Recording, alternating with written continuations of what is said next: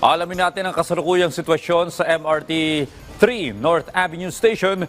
Ngayong ipinatutupad ang libreng sakay para sa ilang piling sektor kasabay ng pagdiriwang ng Kapaskuhan. Si Bernard Ferrer sa Detalye Live. Rise and shine, Bernard. Audrey, tuloy-tuloy ang pagdating ng mga pasahero sa MRT 3. Ngayong Huwebes, December 18, mga PWDs at mga lalaking pasahero ang libreng makakasakay sa MRT 3.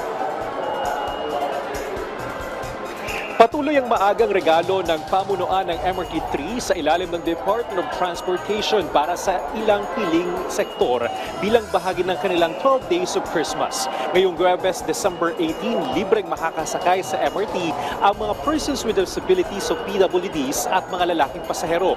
Para sa mga PWD concessionary beep card users, itap lamang ang inyong card sa entrance gate at otomatikong hindi mababawasan ang laman nito. Para sa mga PWD na babae na walang concessionary beep card, ipakita lamang ang PWD ID sa station teller upang makatanggap ng libreng single journey ticket. Para sa mga lalaking pasahero, pumunta lamang sa station teller upang makakuha ng libreng single journey ticket. Nagpapatuloy naman ang mahigpit na seguridad sa MRT North Avenue Station kung saan nakadeploy ang mga security personnel at mga miyembro ng Philippine Coast Guard kasama ang kanilang K9 units.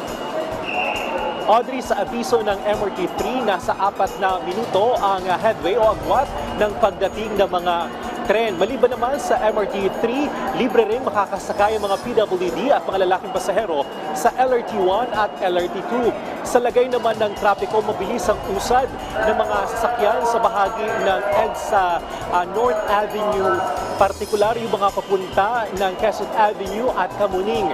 Sa bahagi naman ng northbound ng EDSA North Avenue ay mabilis din ang usad ng mga sakyan, kaya para sa ating mga pasahero o ating mga kababayang motorista, mag-ingat po sa pagmamaneho ngayong Huwebes. Audrey?